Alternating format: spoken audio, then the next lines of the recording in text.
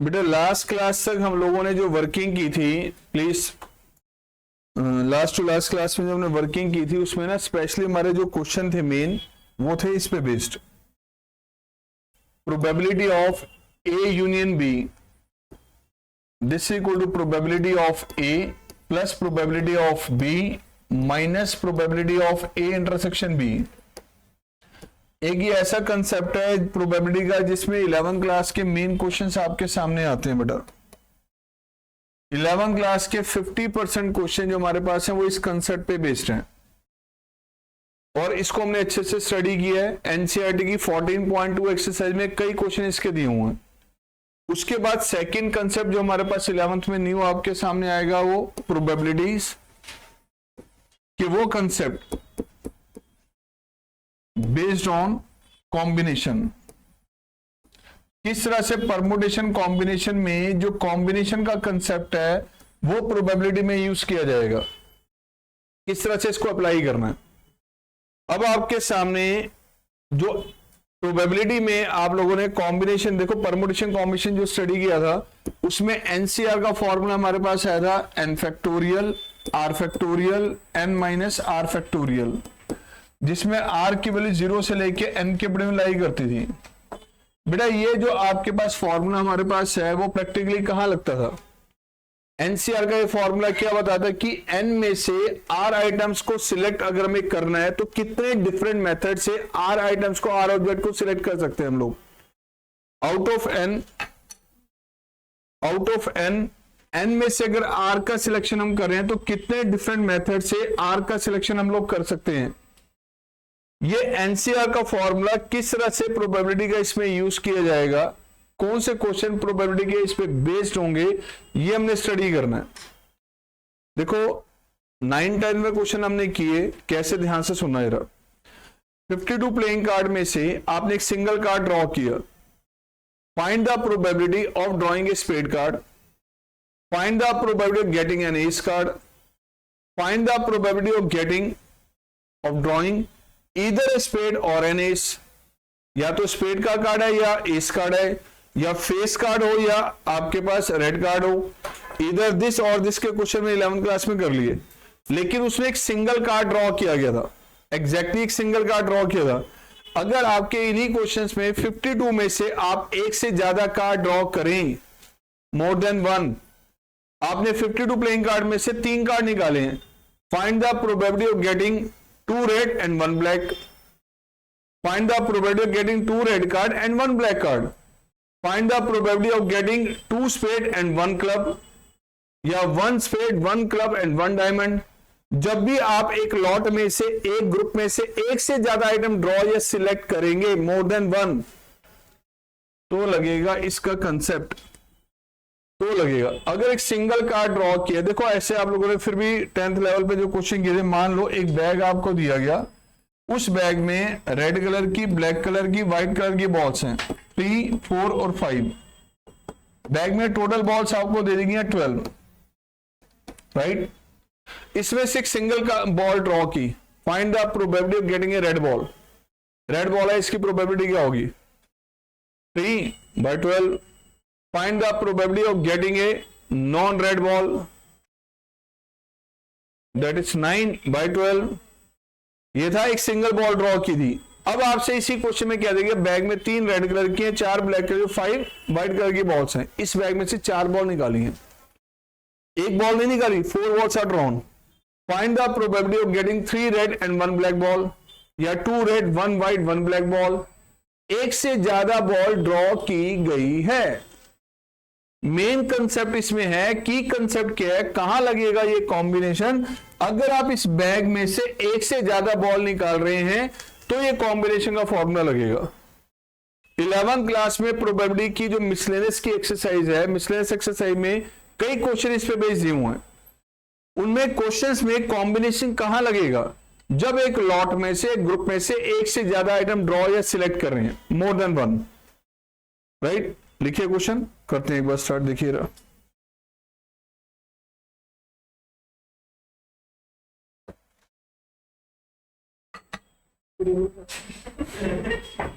Good evening, always late. यार पता रखा करो ना यार, सोशल मीडिया पे बच्चे सारे एक्टिव होते हैं, तुम यार हमारे मैसेज ही नहीं पढ़ते यार, अच्छी बात थोड़ी है। मैं किसी दूसरे नंबर से को मैसेज भेजूंगा तो इमीडिएट रीड कर लेगा। A bag contains 3 red, 4 black and 5 white balls.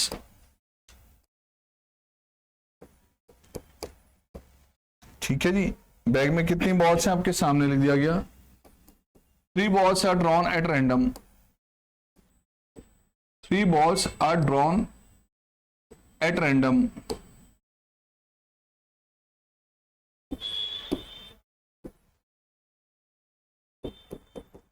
Find the probability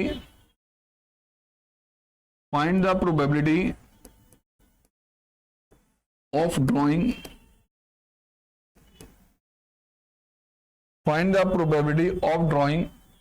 इसमें आपका फर्स्ट पार्ट दीजिएगा बेटा, 3 पार्ट्स ले रहा हूं मैं अलग अलग, ध्यान से देखना। 3 बॉल निकाली गई हैं, 2 red balls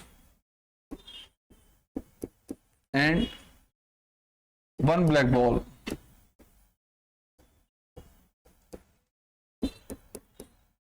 One red, 1 white and 1 black ball.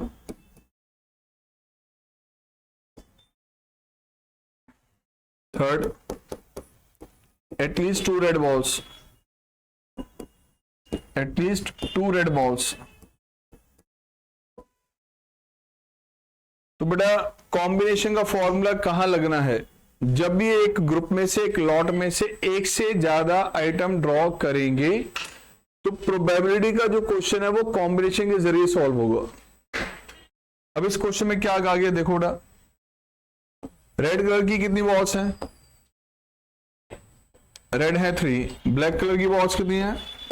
4, white colour की बॉल्स है हमारे पास 5। टोटल बॉल्स अगर हम नोटिस करें तो सिंगल से आप ध्यान से देखें, टोटल बॉल्स हमारे पास हैं 12, राइट। एक बैग में 3 रेड की, 4 white, 4 black and 5 white colour की बॉल्स हैं। इनमें से आगे 3 बॉल्स आर ड्रॉन, 3 बॉल निकाली गई है बेटा। Find the probability of drawing 2 red and 1 black ball. कितनी बॉल निकाली है? इसलिए कॉम्बिनेशन लग रहा है। अगर एक सिंगल बॉल ड्रॉ की जाती तो कॉम्बिनेशन की जरूरत नहीं थी, आपने एक से ज्यादा बॉल निकाली इसलिए कॉम्बिनेशन का फॉर्मूला लगेगा।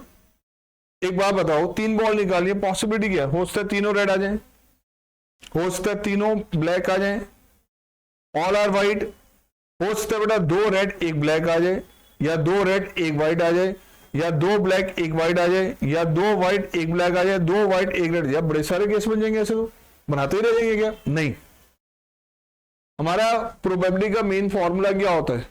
बेसिक कंसेप्ट क्या होता है? Favourable outcome upon total outcome. Basic concept probability का यही लगेगा जब तक किसी भी लेवल पे प्रोबेबिलिटी आप पढ़ रहे हैं, favourable outcome upon total outcome. तो यहां आपने 3 बॉल निकाली हैं, तो यह टोटल केसेस सैंपल स्पेस में कितने बनेंगे?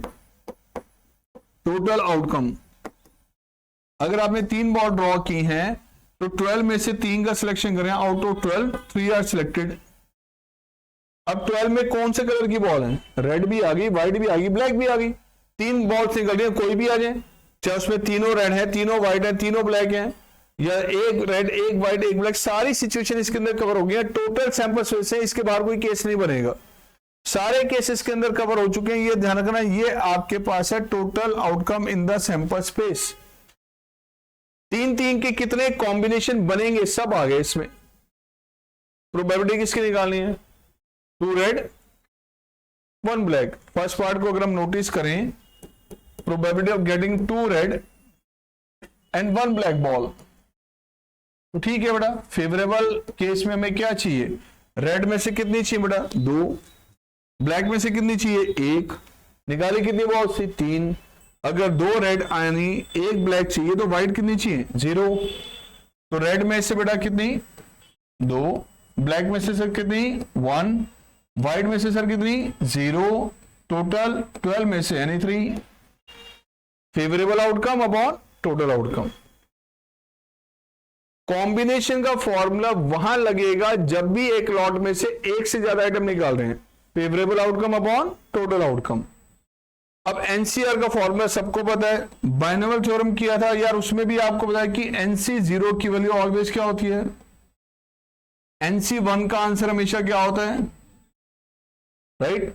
तो ये दो कंसेप्ट, फिर इसके साथ ये बताया कि एनसी टू अगर आपने सॉल्व करना है तो डिनोमिनेटर में वैल्यू उतनी आएगी जितनी यहां पे हमारे पास, जितनी वैल्यू है उतने फैक्टोरियल आएगा, एंड जितनी वैल्यू यहां पर आएगी उतनी टर्म्स का ऊपर दो मल्टीपल आएगा। यहां से बताया गया था डिक्रीजिंग ऑर्डर में, एन उससे वन लेस।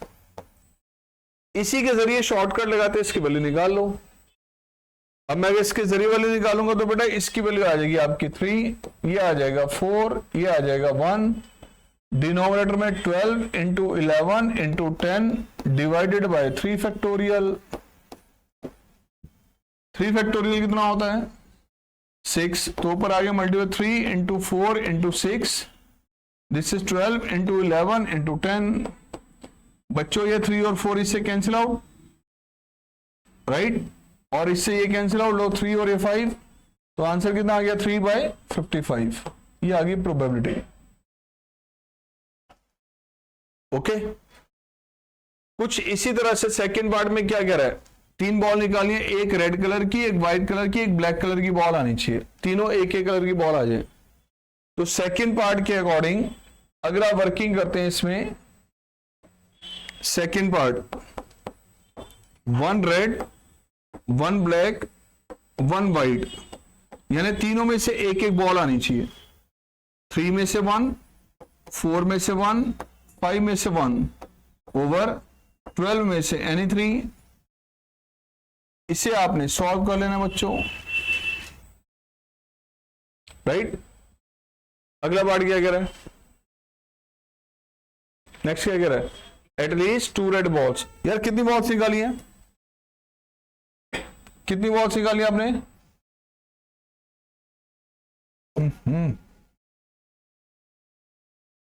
कितनी बॉल निकाली है,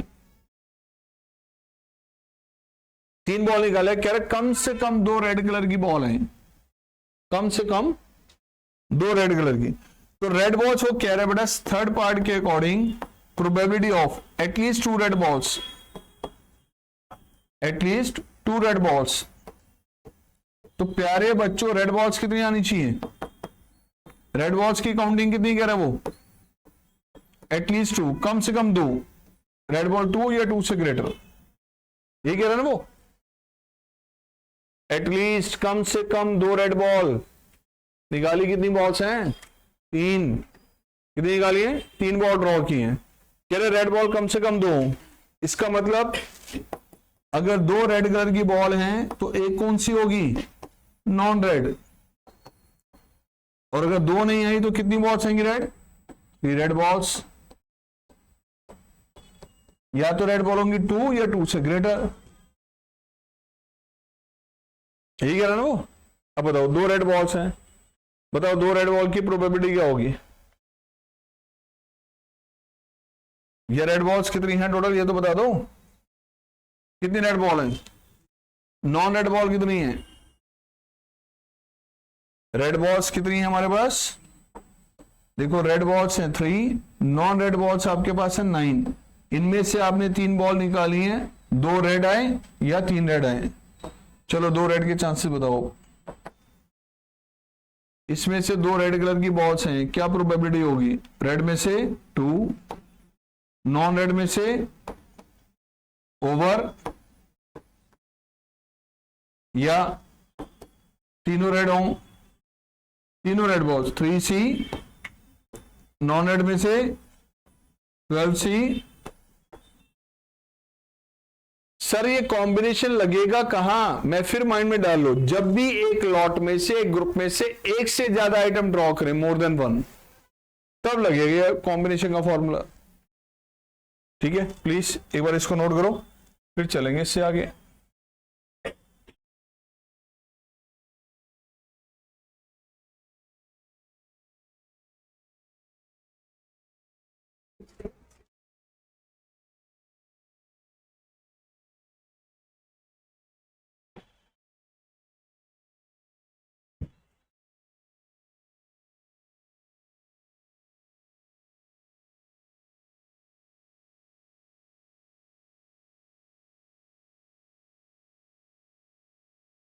एनसीईआरटी की मिसलेनियस एक्सरसाइज में 4 क्वेश्चंस इस पे बेस्ड हैं कॉम्बिनेशन के, एंड सॉल्व एग्जांपल में भी आपको 2-3 क्वेश्चंस मिलेंगे, ध्यान रखना इसका। और बच्चों ये वाला जो केस हमारे पास एक अब और आ गया,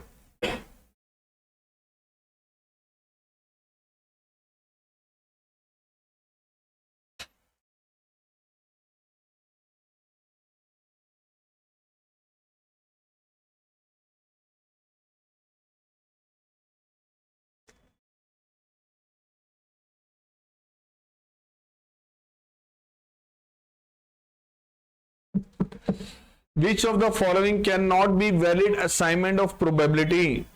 आपसे पूछा है इनमें से कौन सा वैलिड असाइनमेंट प्रोबेबिलिटी का नहीं है, राइट? ये पूछा वो। सर इसका मतलब क्या है?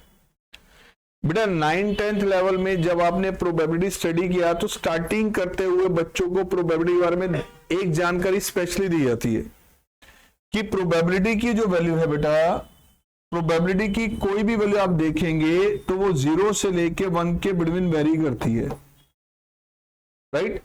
प्रोबेबिलिटी का मतलब क्या होता है? चांसेस क्या परसेंटेज चांसेस कभी भी 0 से कम हो सकते हैं, मतलब नेगेटिव हो सकते हैं?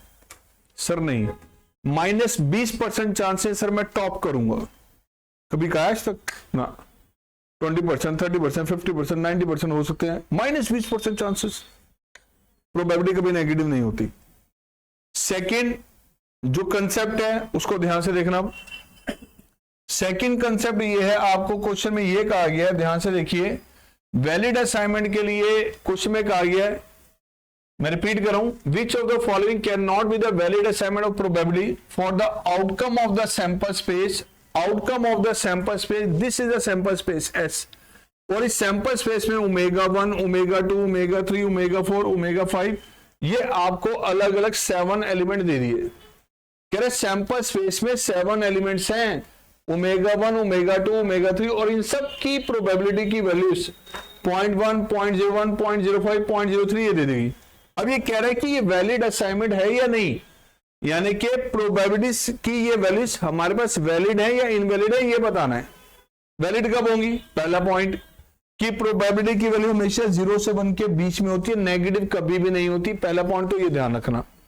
दूसरा, ω1 से लेके ω2, ω3 कहां तक गए? ω7 तक। 7 ही एलिमेंट थे सैंपल स्पेस में, भाई इसके बाहर कोई एलिमेंट है नहीं, तो प्रोबेबिलिटी यानी चांसेस ये आपकी है सैंपल स्पेस यानी श्योर इवेंट। श्योर इवेंट की प्रोबेबिलिटी क्या होती है? 1। इसका मतलब ω1 की ये प्रोबेबिलिटी, ω2 की ये प्रोबेबिलिटी, ω3 की प्रोबेबिलिटी, ω4 की प्रोबेबिलिटी, इन सारी प्रोबेबिलिटीज का sum it must be equal to 1। तो 2 चीजें चेक करनी है कि इनमें कोई वैल्यू नेगेटिव ना हो, और इन सारी प्रोबेबिलिटीज का सम अगर 1 के इक्वल है, 100% बता रहा है, श्योर इवेंट बता रहा है, तो ये वैलिड असाइनमेंट होगा, क्योंकि सैंपल स्पेस में 7 एलिमेंट और 7 एलिमेंट्स की प्रोबेबिलिटी यहां निकाल रखी है, सबकी है ना, इससे बाहर तो कुछ नहीं आएगा, it is the biggest set. तो इन सारी प्रोबेबिलिटीज का सम 1 के अगर इक्वल है और इनमें से कोई भी वैल्यू नेगेटिव नहीं है, तो ये वैलिड असाइनमेंट होगा, अदरवाइज नहीं होगा। आओ, मैंने दिस प्लस में दिस प्लस में दिस प्लस में दिस प्लस में दिस प्लस में दिस प्लस में दिस करके देखा, तो इन सब का सम 1 के इक्वल आ रहा है, चेक कर लेना, 1 आ रहा है। क्या इनमें कोई वैल्यू नेगेटिव है? सर नहीं। तो वेरी फर्स्ट केस ये वैलिड असाइनमेंट प्रोबेबिलिटी का है। अगला केस आ जाओ, 1/7, 1/7, 1 सारी वैल्यूज पॉजिटिव है, सर यस। इन सब का सम करेंगे तो क्या आएगा? 7/7 यानी 1, तो ये भी वैलिड असाइनमेंट हुआ प्रोबेबिलिटी का। अगला केस आओ, 0.1, 0.2, 0.3, 0.4, 0.5, 0.6, 0.7, सम 1 नहीं आ रहा, 1 से ज्यादा आ रहा है, इन दोनों का सम ही 1 से ग्रेटर है, देख लो, तो ये वैलिड डिस्ट्रीब्यूशन नहीं है, इट इज इनवैलिड, राइट? ये वैलिड नहीं है क्योंकि इन सब का सम 1 से ग्रेटर आ रहा है। अगला केस क्या है? प्रोबेबिलिटी माइनस में दिख गई, -10% चांसेस है, -10%, इज इट पॉसिबल? नहीं, यहीं से दिख गया, ये इनवैलिड है। दिस सारी वैल्यूज पॉजिटिव है, बट यही वैल्यू ध्यान से देख लो 1 से ज्यादा है, 15 को 14 से डिवाइड करो तो 1 पॉइंट समथिंग आएगा। तो इन सब का सम तो वैसे 1 से ग्रेटर है, तो ये भी वैलिड डिस्ट्रीब्यूशन नहीं है। तो वैलिड डिस्ट्रीब्यूशन के लिए क्या चेक करना है, वैलिड असाइनमेंट के लिए दो कंसेप्ट कि हर एक प्रोबेबिलिटी की वैल्यू क्या हो, पॉजिटिव। दूसरा, हर एक प्रोबेबिलिटी का सम किसके इक्वल आना चाहिए, 1 के इक्वल। ये दो चीज चेक करनी है, राइट। ओके, ख्याल बाद में कर लो किसी दूसरे का।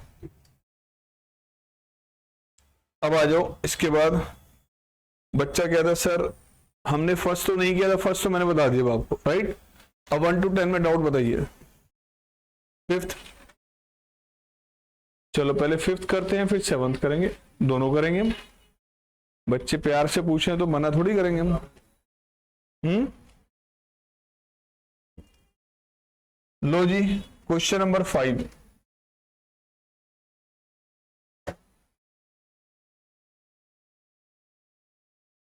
लो बच्चों, ये आ गया क्वेश्चन नंबर 5।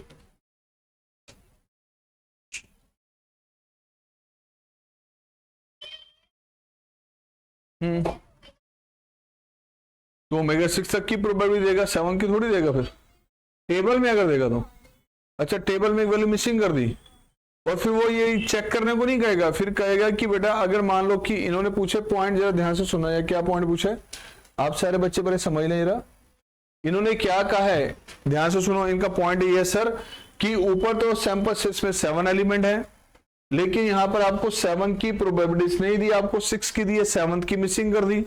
मान लो इस 7 की वैल्यू ही आपको यहाँ पे नहीं बताई कि ये 7 की वैल्यू क्या है, फिर आपको ये वैल्यू निकालने के लिए कह सकता है, लेकिन तब वो कहेगा, जो ऊपर ये कहेगा वैलिड डिस्ट्रीब्यूशन है प्रोबेबिलिटी का, it is valid assignment, valid assignment है, और ये वैल्यू मिसिंग कर दिया, डॉट लगा दिया, मिसिंग वैल्यू है ये।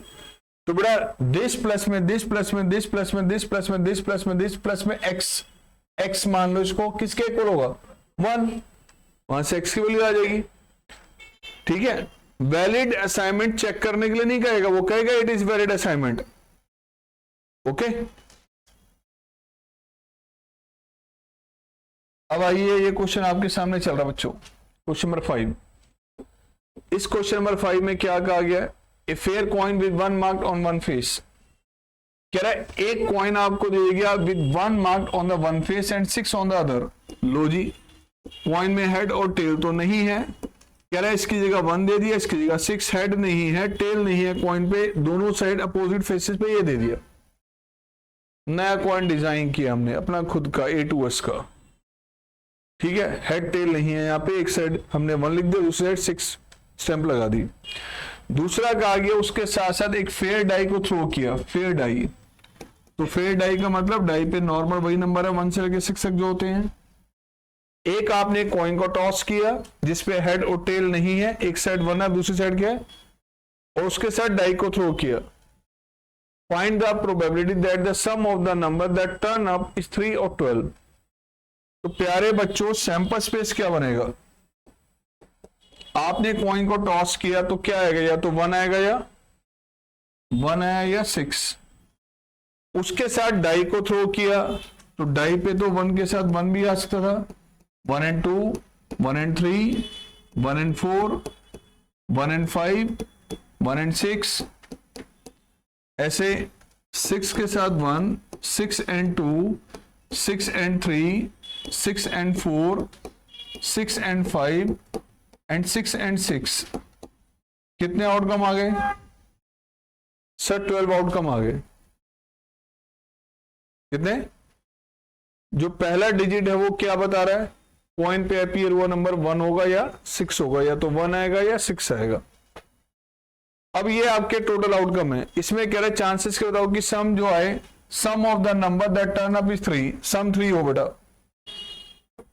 सम 3 कितने केसेस में आ रहा है,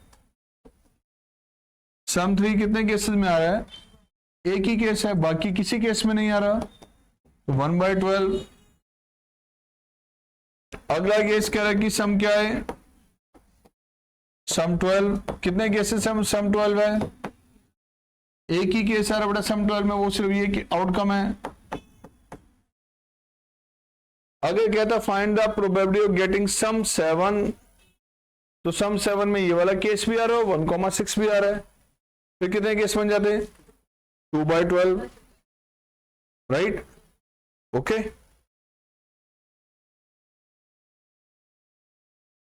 बड़ा प्यारा सा क्वेश्चन आ रहा है। इसके बाद क्वेश्चन नंबर 7, अच्छे से देखना है इस क्वेश्चन को।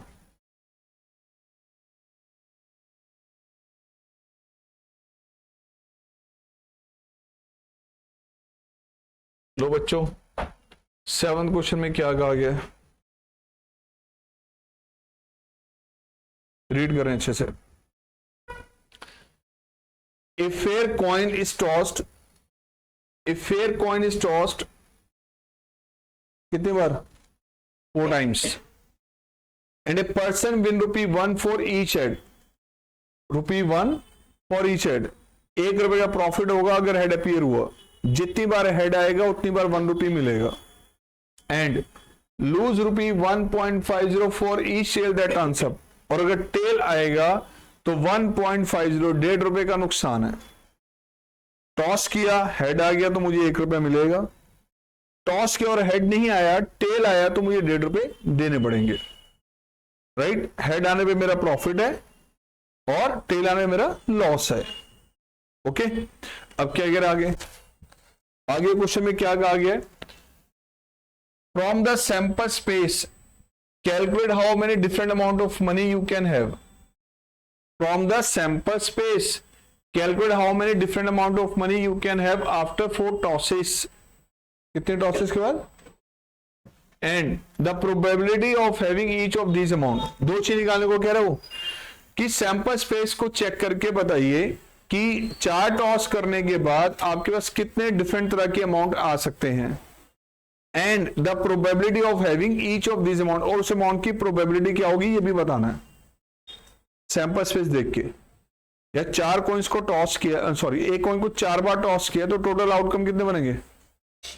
पहली क्लास में बताया था कैसे करते हैं हम लोग, कैसे सैंपल स्पेस बनाया जाता है। तो बड़ा सैंपल स्पेस कैसे बनेगा? 16 केसेस हैं तो क्या करेंगे हम? हाफ टाइम और हाफ टाइम। लो जी, 8 टाइम लिया आपने हेड,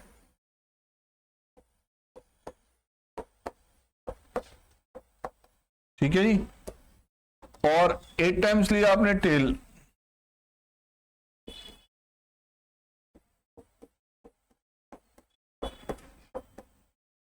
अब 8 का हाफ कर देना है, 4 हेड 4 टेल्स, 4 हेड 4 टेल्स,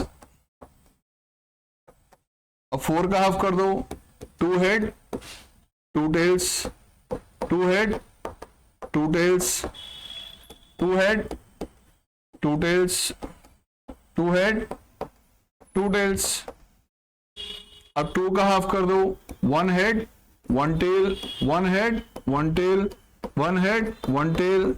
अपने आप 16 केसेस बन जाएंगे। आपको सोचने की जरूरत नहीं है कि कौन सा केस मैंने लेना था और कौन सा केस रह गया, राइट?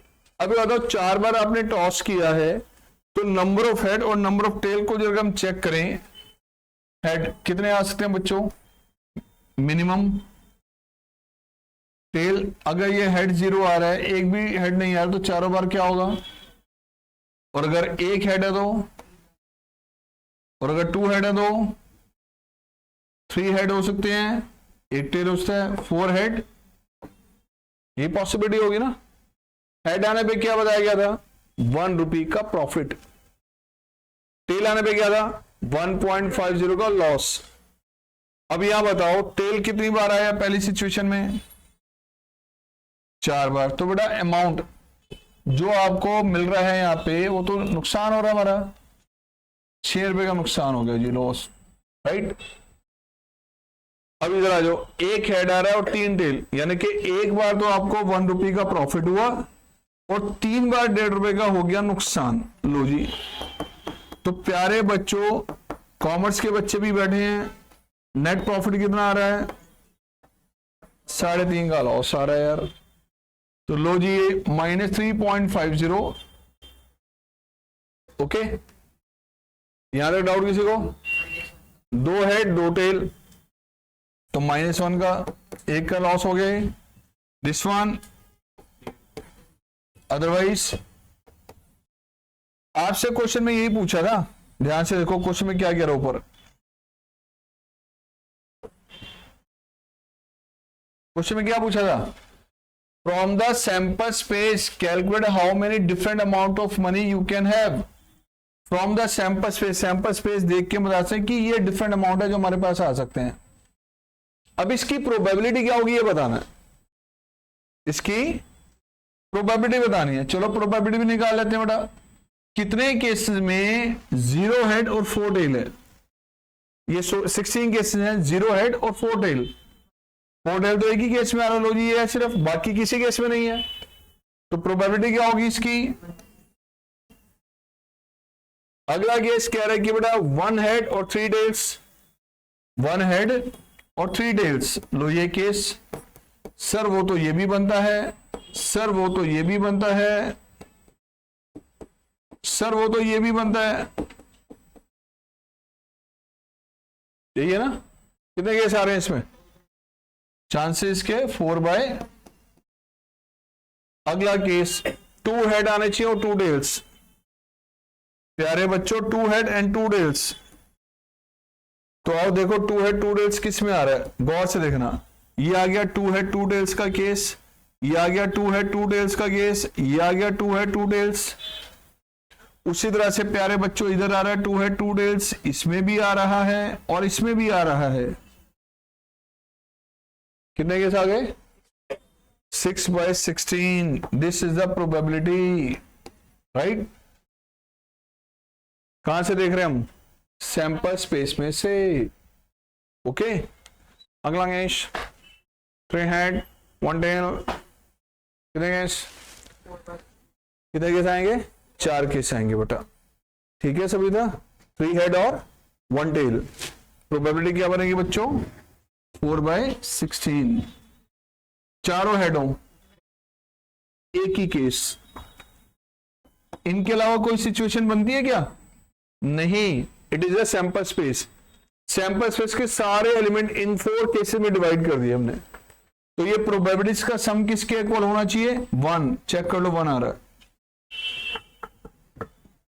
अगर इसमें सैंपल स्पेस की सारी सिचुएशन आ चुकी हैं तो प्रोबेबिलिटीज का सम 100% 1 मिलेगा, पक्का मिलेगा। ठीक है, चले इसे आगे। बढ़िया क्वेश्चन था, प्यारा सा क्वेश्चन। आज की क्लास में हमने कौन सी नई चीज सीखी है, कॉम्बिनेशन। क्या सीखा है, कॉम्बिनेशन कहां यूज होगा, जब भी एक ग्रुप में से, एक लॉट में से एक से ज्यादा आइटम ड्रॉ करें, मोर देन 1, एक से ज्यादा आइटम ड्रॉ करें, सिलेक्ट करें तो कॉम्बिनेशन लगेगा।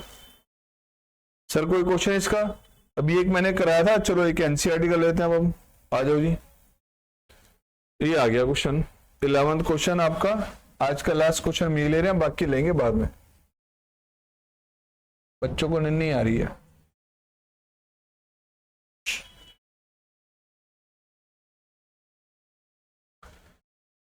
हाँ जी, देखिए क्या कह रहा है इसमें। In a lottery a person chooses 6 different natural number.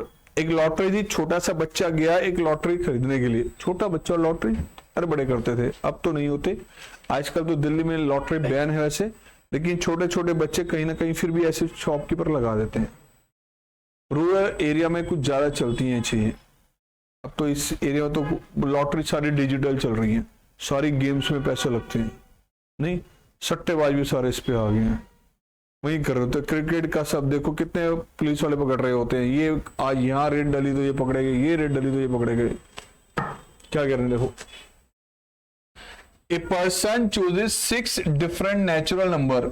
6 natural numbers आपने सिलेक्ट किए, किसमें से, from 1 to।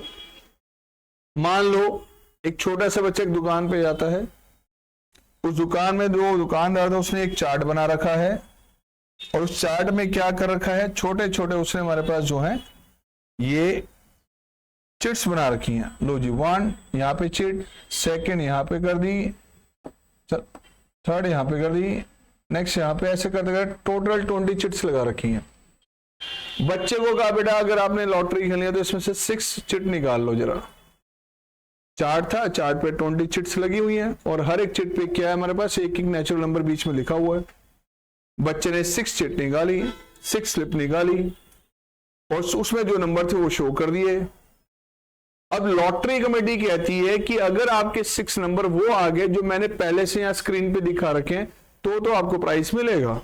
Like lottery committee ने डिसाइड कर लिया है कि नंबर होना चाहिए आपका 1 2 3 4 5 एंड 9 मान लो।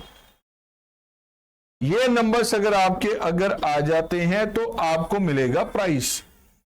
अब बच्चे ने चिट निकाली तो सीक्वेंस आ गई ये 1 2 3 4 5 एंड 10।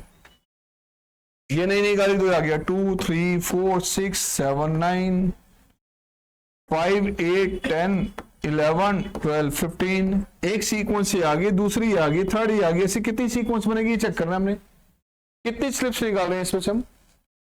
6 नंबर ये भी आ सकते थे, ये भी आ सकते थे, ये भी आ सकते थे। टोटल कितने बनते हैं? आउट ऑफ 20 में से सिलेक्ट करें हम कितने? 6 कर रहे हैं तो बेटा टोटल केसेस कितने बनेंगे? Out of 20 6 are selected. इतने टोटल सीक्वेंस बनेगी। जैसे एक सीक्वेंस है, नेक्स्ट ये है, नेक्स्ट ये है, उनमें से कितनी सीक्वेंस होंगी जिसमें आपको प्राइस मिलेगा? एक ही सीक्वेंस, वो सीक्वेंस ही अगर आई तो, अगर ये वाली सीक्वेंस आई तो प्राइस मिलेगा। इसमें से कितनी सीक्वेंस है जिसमें प्राइस मिलने का चांस है? एक ही। तो probability to win the prize, favourable outcome 1, total outcome तो बेटा 1 अपॉन में 20 फैक्टोरियल, 6 फैक्टोरियल, 14 फैक्टोरियल। तो बेटा ये आ गया आपका 6 फैक्टोरियल, 14 फैक्टोरियल अपॉन में। आगे आप समझदार हैं कि आपको काम आगे करना है, इसको सॉल्व करके वैल्यू निकालनी है। राइट? Okay, note down.